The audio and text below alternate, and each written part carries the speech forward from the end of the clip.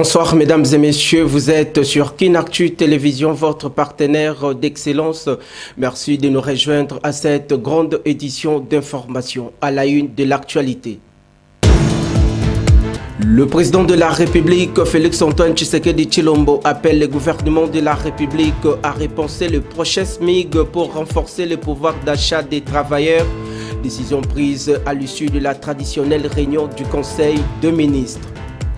Controverse autour de la présence de l'ex-président de la République démocratique du Congo, Joseph Kabila Kabange, dans la ville volcanique de Goma. Le porte-parole du gouvernement, Patrick Muyaya, a rappelé que le président de la République, Félix-Antoine Tshisekedi Tshilombo, avait déjà évoqué les liens présumés entre son prédécesseur et les rebelles du M23.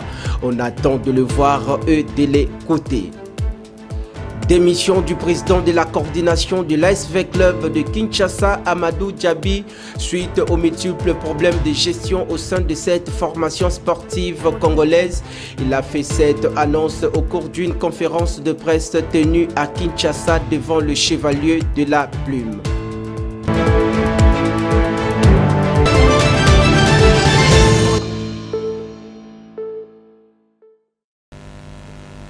Une fois de plus, merci d'être branché de prime abord. Démarrons par la traditionnelle réunion du Conseil des ministres présidée par le chef de l'État Félix-Antoine Tshisekedi Tshilombo.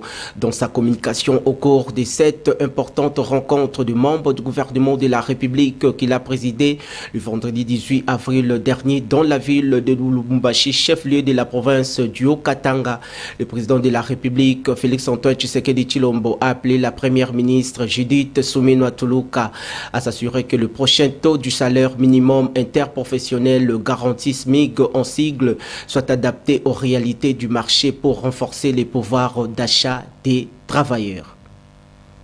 Profitant de sa mission d'itinérance dans le Grand Katanga, précisément dans la ville de Lubumbashi, chef-lieu de la province du Haut-Katanga, le chef de l'État Félix-Antoine Tshisekedi Tshilombo est revenu sur la portée de sa feuille de route dans la capitale du cuivre en mettant un accent particulier sur la relance de la construction de l'aéroport de la Loano et l'inauguration des centres de santé des CNSS. Regardez. La communication du président de la République a porté sur 3 points principaux, à savoir 1. De la 37e session du Conseil national du travail.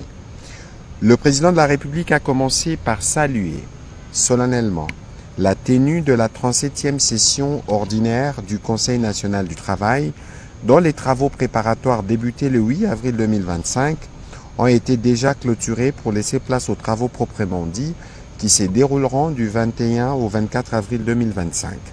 Ces cadres tripartites réunissant le gouvernement, les représentants des travailleurs et ceux des employeurs demeurent l'une des expressions les plus vivantes de notre démocratie sociale.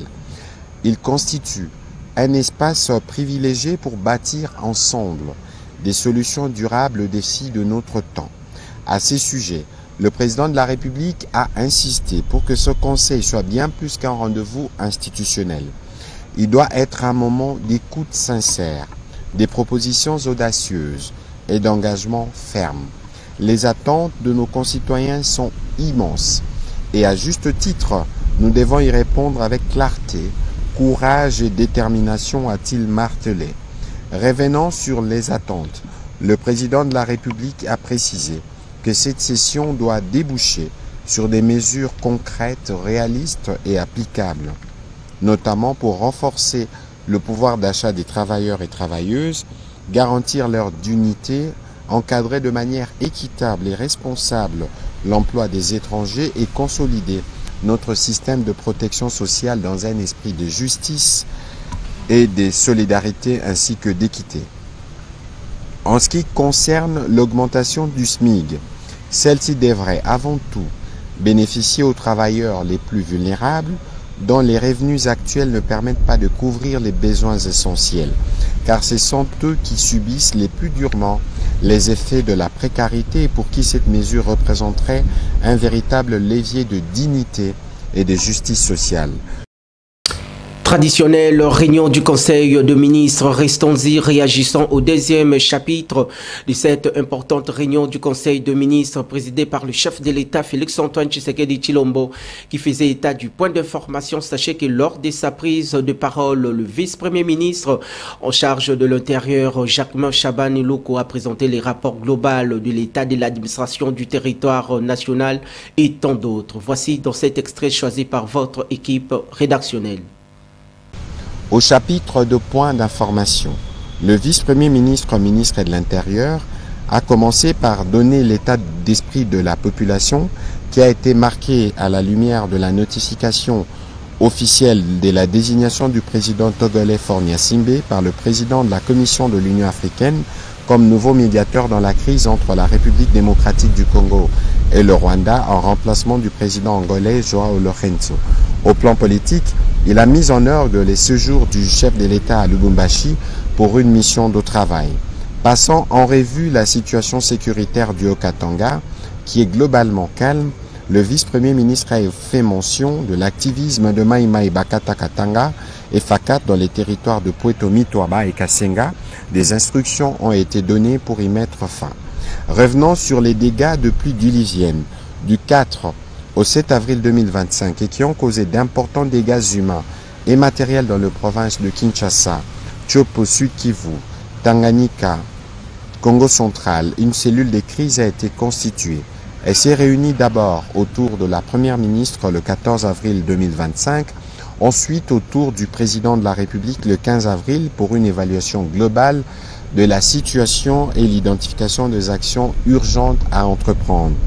Il a été ainsi constaté que la crise est aggravée par des pratiques inappropriées, occupations désorganisées, installations en zone non édificante, dépôts sauvages des déchets, absence de drainage, etc. et par une urbanisation désordonnée héritée des longues années. Et par ailleurs, le ministre de la Santé publique, Hygiène et Prévoyance sociale, le docteur Roger Kamba, appelle le tableau de manière générale en rapport avec l'évolution de la situation sanitaire et humanitaire sur le plan national, particulièrement la partie orientale secouée par la guerre. Regardez. Au sujet de la situation épidémiologique, le ministre de la Santé, Hygiène et Prévoyance sociale a présenté la situation épidémiologique générale en République démocratique du Congo. Par rapport à la semaine précédente, la tendance du Mpox à la 14e semaine est marquée par une diminution de cas suspects passant de 2099 à 1453. Cette tendance à la baisse est observée depuis 3 semaines. Dans le Haut-Katanga, les cumuls de cas suspects a atteint 3495 et 84 décès, soit une létalité de 2,4%. Quant au choléra, comparé à la semaine passée, la tendance à la 14e semaine connaît également une baisse du nombre de nouveaux cas, passant de 1233 à 1134 cas suspects, dont 32 décès, soit une létalité de 2,8%. Dans le Haut-Katanga, 59 cas suspects ont été détectés, dont 19 confirmés cette semaine. Aucun décès n'a été enregistré. Par la suite, le ministre de la Santé, Hygiène et Prévoyance sociale a particulièrement passé en revue la situation sanitaire dans les provinces du Nord et Sud Kivu, ainsi que dans la ville-province de Kinshasa. Au Nord Kivu, il a été déploré l'attaque de l'hôpital de Kishero par les occupants sous prétexte de la recherche de FARDC et de Wazalendo, cachés au sein de cet hôpital, occasionnant les décès d'un malade blessé par arme. Il a également été signalé les décès des hippopotames dans la zone de santé des Binza à Goma. Changeons cette fois-ci de registre pour parler de la 9e édition de la cérémonie de l'Expo Béton dans la province du Haut-Katanga. À cette occasion, le président de l'organisation de cet événement de haute portée nationale, Jean Bamanissa, a retracé les grandes lignes en termes de la relance économique de cet ambitieux projet. Suivez. Nous saisissons également l'occasion pour souhaiter la bienvenue aux délégations gouvernementales venues d'Angola, de la Zambie, de la Namibie, de l'Afrique ici présents. Nous remercions tous ceux qui ont concouru à la réalisation de la 9e édition. Le thème de cette édition, les corridors sud de la RDC, SADC, projet à développer opportunités d'affaires, trouve une résonance particulière à un moment où la RDC, forte de ses richesses naturelles et de son peuple, affirme son rôle stratégique dans la chaîne de valeur mondiale des minerais critiques et dans l'économie continentale. Numériser nos services douaniers, renforcer nos réseaux ferroviaires et routiers, renforcer la coopération avec nos voisins de la SADC pour fluidifier la circulation des biens et des personnes. Nous saluons le travail remarquable de l'ARSP qui forme des capitaines d'entreprise devant répondre aux exigences de normes de compétitivité et de standards internationaux au service du développement des BTP, bâtiments et travaux publics de la RDC. Nous avons abordé les questions de modernisation du transport multimodal ainsi que la mobilité dans les grandes villes et leur embouteillage chronique, l'urbanisation planifiée pour répondre à la croissance démographique, le rôle clé des PMI et des PME dans la chaîne de valeur descend des Grands Kasaï dans le réseau du corridor de Lobito. En effet, Lobito ne sera pas une fin en soi. Il est tout aussi important que tous nos autres espaces soient reliés aux épines dorsales des grands corridors, que les bretelles et nouvelles lignes ferroviaires soient développées, de relier les sites d'exploitation miniers, agricoles ainsi que les cités rurales et urbaines à ces corridors. En sa qualité du premier citoyen de la province du Haut-Katanga, le gouverneur Jacques Kiaboula Katwe salue les efforts consentis et loue l'investissement du gouvernement de la République pour la matérialisation de ces gigantesques projets de développement de la République démocratique du Congo. Regardez. Ce salon dédié au développement des villes, des corridors et des zones économiques spéciales de la République démocratique du Congo est le forum par excellence d'exposition des projets à développer et des opportunités d'affaires. La province du Haut-Katanga est fière d'abriter ce grand événement. Mes concitoyens et moi-même sommes heureux de vous accueillir, mesdames et messieurs, dans cette ville aux ambitions variées, ambition d'être un centre important d'échange et de production à la fois agro-industrielle ainsi que minière, ambition d'être aussi le leader en matière de culture, de littérature et de sport. La ville de Lubumbashi, enfin, se revendique le carrefour des ambitions régionales, continentales et internationales en matière d'intégration logistique, commerciale et industrielle. Le thème de cette 9e édition, à savoir les corridors sud de la RDC SADC, projets à développer et opportunités d'affaires, relève de l'ordre de nos priorités. Cette thématique riche en perspectives démontre en effet l'urgence de repenser notre position géostratégique dans la dynamique des échanges régionaux de notre pays. Dans un contexte où, sur l'export crucial, de structurer nos corridors pour en faire de véritables leviers de croissance, d'attractivité et de souveraineté économique. Au Béton 2025 se donne pour objectif de fédérer les intelligences, les ambitions et les engagements afin d'orienter l'action gouvernementale et les partenariats publics-privés vers un meilleur aménagement de nos corridors d'exportation, en l'occurrence les corridors du centre, sud, de l'ouest et de l'est. Ce sont des axes de développement, de connectivité et de coopération régionale. En pleine mission de service dans la capitale du cuivre en province du Haut-Katanga, c'était au cours de l'exercice de redevabilité du gouvernement de la République ce samedi 19 avril 2025. Dans la ville de Lubumbashi, la presse congolaise a interrogé le porte-parole du gouvernement congolais Patrick Muyaya concernant la présence de l'ex-président de la République démocratique du Congo Joseph Kabila Kabange dans la ville volcanique de Goma. La bouche autorisée du gouvernement congolais précise qu'on attend de le voir et on attend de l'écouter. Voici dans cet extrait. Mais il faut faire attention dans la symbolique justement. Parce que nous tous nous évoquons aujourd'hui ceux qui ont combattu pour assurer l'unité et l'intégrité de la République démocratique du Congo. Parmi ceux-là, il y a un fils d'ailleurs du Grand Katanga qu'on appelle Mzee Laurent Désiré Kabila, qui a fait les serments de ne jamais trahir le Congo. Alors, il faut, dans les actes qui sont posés par un de ses illustres prédécesseurs, disons successeurs, que dans les actes que nous posons, nous nous assurons que nous ne trahissons justement pas les serments de Mzee. Nous savons tous, et je n'ai pas besoin de le rappeler, aujourd'hui nous connaissons l'ennemi. Nous connaissons les complices de l'ennemi. Alors, est-ce que dans la symbolique, parce qu'il ne faut pas oublier que le président Kabila lui-même a combattu les M23. Exact. Il ne faut pas oublier qu'il a été commandant suprême de forces armées de la République démocratique du Congo. Il ne faut pas oublier que quand il était commandant suprême, il y a des officiers supérieurs qui sont morts, des militaires qui sont morts dans le combat contre les supplétifs du Rwanda. C'est connu. Et pour la plupart, ils ont toujours base Goma. Donc, dans la symbolique, il y a des choses importantes. Alors, moi, j'ai dit, je ne veux pas présager, je ne l'ai pas entendu, mais il faut regarder dans la symbolique les actes qui sont posés et les conséquences qu'ils peuvent avoir.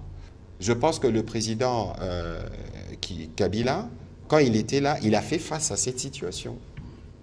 Son père avant lui a fait face à cette situation. Le président Tshisekedi, il fait face. Alors, quand viendront les années qui viennent et qu'il y aura un autre président, est-ce qu'il faudrait que tous les présidents, finalement, qui se succéderont à la tête de la République démocratique du Congo, fassent la même guerre? Non. Cette fois-ci, il faut que ça se termine une fois pour toutes. Poursuivons ce journal télévisé par cette information en prévision du concert pour la paix dans l'Est de la République démocratique du Congo, dénommé Solidarité Congo, qui est prévu le 22 avril de cette même année en cours à l'Accor Arena à Paris, la capitale de la France, avec plusieurs artistes congolais au programme qui expriment la solidarité des Congolais face à ces drames sécuritaires et humanitaires. Pour lier l'utile à l'agréable, l'ambassadeur de la République démocratique du Congo accrédité en France, Emile Ngoï Kassongo, appelle les Congolais à une forte mobilisation. Regardez. Ce concert du 22 avril 2025, c'est un concert qui témoigne avant tout la solidarité entre nous compatriotes congolais, la solidarité également du reste du monde face au drame innommable que nous vivons dans l'est de notre pays avec l'agression barbare du Rwanda. Et c'est un moment de communion, c'est un moment de l'expression, comme je l'ai dit tout à l'heure ici, de l'unité inébranlable du peuple congolais. Nous sommes un peuple uni, nous sommes un peuple qui est porteur de valeurs culturelles, nous sommes un peuple qui est à la genèse, à la création de ce qu'on appelle la rumba aujourd'hui. À travers cette musique, c'est une contribution de notre culture à la civilisation universelle. Et donc, pour ma part, il y a eu un quiproquo, nous ne revenons plus là-dessus. Le plus important, c'est que le concert aura lieu et il aura bel et bien lieu. Et je pense que ceux qui ont voulu que ces concerts ne puissent pas avoir lieu vont se mordre les doigts parce que à travers tout cet imbroglio qu'ils avaient créé aujourd'hui, vous le savez et vous le voyez bien, ça fait de la publicité.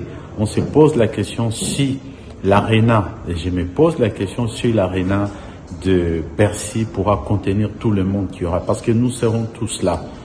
Nous serons tous là, de la France, des quatre coins de la France, les compatriotes congolais viendront pour exprimer notre solidarité par rapport à ces drames humanitaires, à ces drames sécuritaires qui se passent à l'est de la République. Je vous l'ai dit en vérité, et c'est une conviction que nous partageons, c'est un engagement, un serment que nous faisons nous tous les Congolais, que le Congo restera un et indivisible. Dans un autre registre, après sa rencontre avec le chef d'état-major des forces armées de la République démocratique du Congo, le gouverneur de la province du Tanganyika, Christian Kitungwa Muteba, réaffirme son soutien indéfectible à l'armée congolaise, honorée d'avoir été reçue le 16 avril dernier par le chef d'état-major de l'armée congolaise, le général Jules Bonza Mwilambwe. Voici dans ces reportages.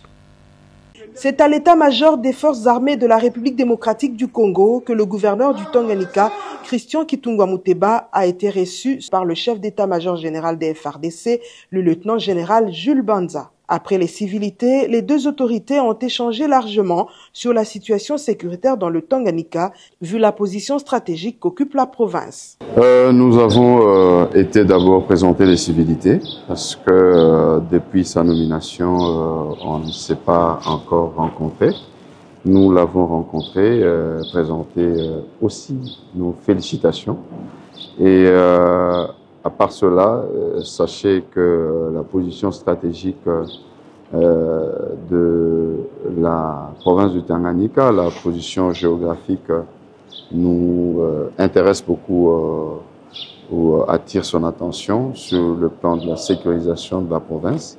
Et nous avons loué les efforts qu'il est en train de déployer dans la province du Tanganyika, parce que pour lui, la province du Tanganyika, c'est un verrou pour la sécurité de notre pays et pour le Grand Katanga.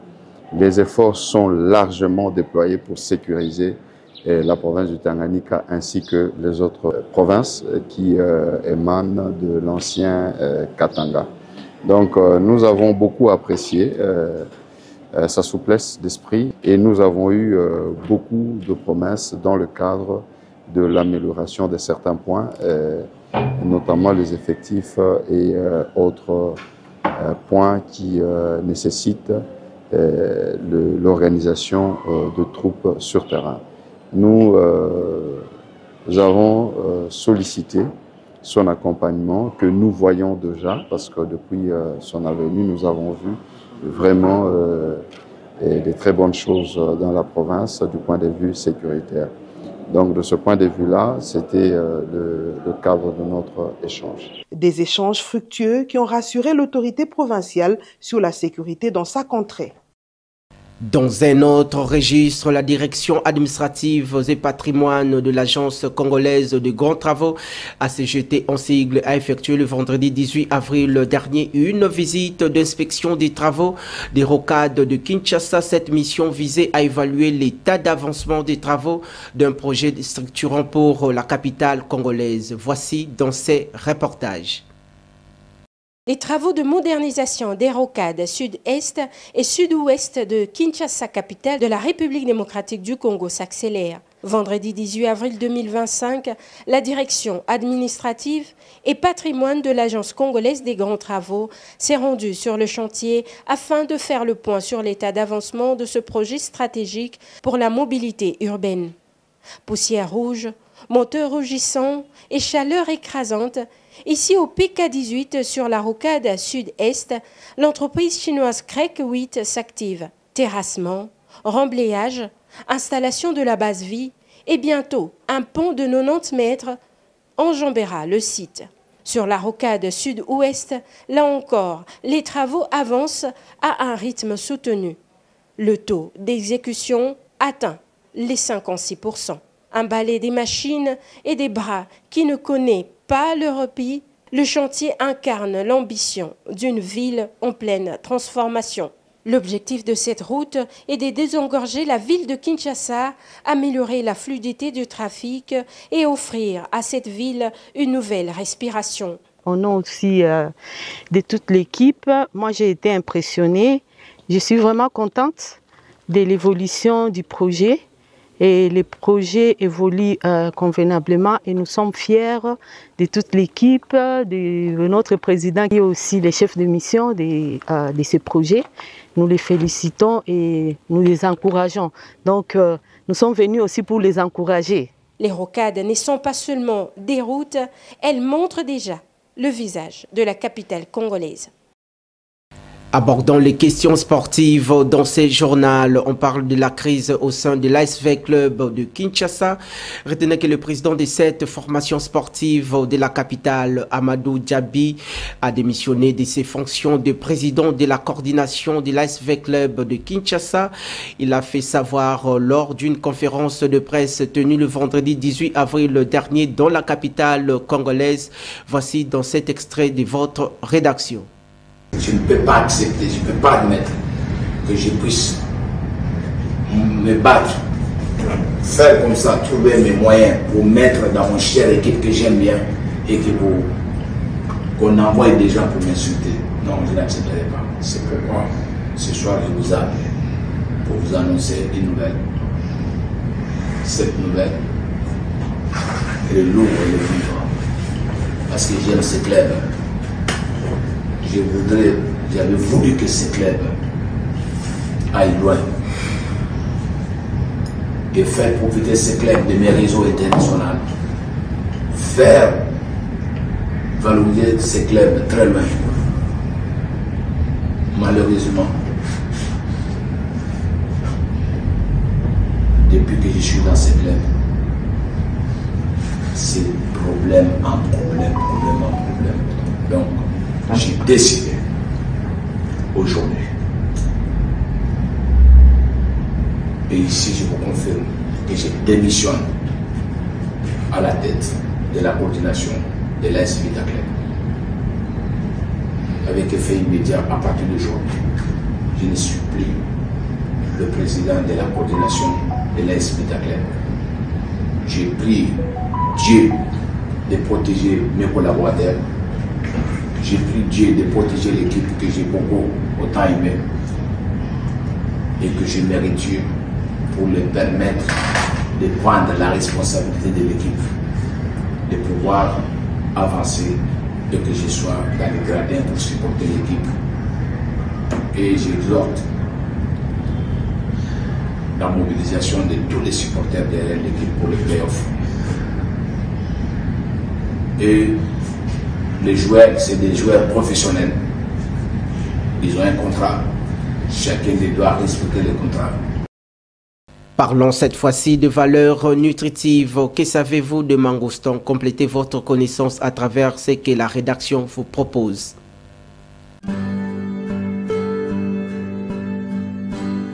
Le mangoustan, appelé le roi de fruits, est un fruit provenant d'Indonésie cultivable dans le sud-est de l'Asie et une partie de l'Afrique. Il est un fruit le plus apprécié grâce à ses bienfaits et à son goût unique. Il a un grand pouvoir antioxydant, ce qui protège contre les attaques par les radicaux libres, le vieillissement et le cancer. Une qualité à noter est que 84 types d'exanctomes ont été retrouvés dans sa composition, qui sont de molécules biologiques actives qui combattent les virus, le champignon, les bactéries et les parasites. Il contient une grande quantité de potassium, valeur fondamentale pour le fonctionnement correct musculaire et les systèmes nerveux. Il est considéré antibactérien, antiviral et simulé. Il augmente la défense et contient la vitamine B12, ce qui améliore le système nerveux et le métabolisme du foie. Le mangoustan a des propriétés anti-inflammatoires, anti-allergiques et anti-tumeurs. Ces fruits est recommandé pour les personnes souffrantes d'hypertension. De plus, qu'il contribue à élever les niveaux d'énergie dans l'organisme. La pulpe et l'écorce de ce fruit sont riches en acide hydrocitrique qui inhibe la création de graisse, prévient l'excès de cholestérol sanguin, provoque une sensation de satiété et peut être utilisé comme traitement à l'obésité. Il réduit le stress, régule le sommeil, élimine les toxines et les gras dans le corps. Le mangoustan, grâce à sa consistance et à son goût sucré, il est parfait pour les enfants, les jeunes, les adultes, les sportives, les femmes enceintes ou les personnes âgées. Fin de cette session d'information sur nos antennes. Vous qui venez à peine de nous joindre, place au rappel des principaux titres. Le président de la République, Félix-Antoine Tshisekedi Tshilombo, appelle le gouvernement de la République à repenser le prochain SMIG pour renforcer le pouvoir d'achat des travailleurs. Décision prise à l'issue de la traditionnelle réunion du Conseil de ministres. Controverse autour de la présence de l'ex-président de la République démocratique du Congo, Joseph Kabila Kabange, dans la ville volcanique de Goma. Le porte-parole du gouvernement, Patrick Mouyaya, a rappelé que le président de la République, Félix-Antoine Tshisekedi Tshilombo, avait déjà évoqué les liens présumés entre son prédécesseur et les rebelles du M23. On attend de le voir et de l'écouter. Démission du président de la coordination de l'ASV Club de Kinshasa, Amadou Djabi, suite aux multiples problèmes de gestion au sein de cette formation sportive congolaise. Il a fait cette annonce au cours d'une conférence de presse tenue à Kinshasa devant le chevalier de la Plume.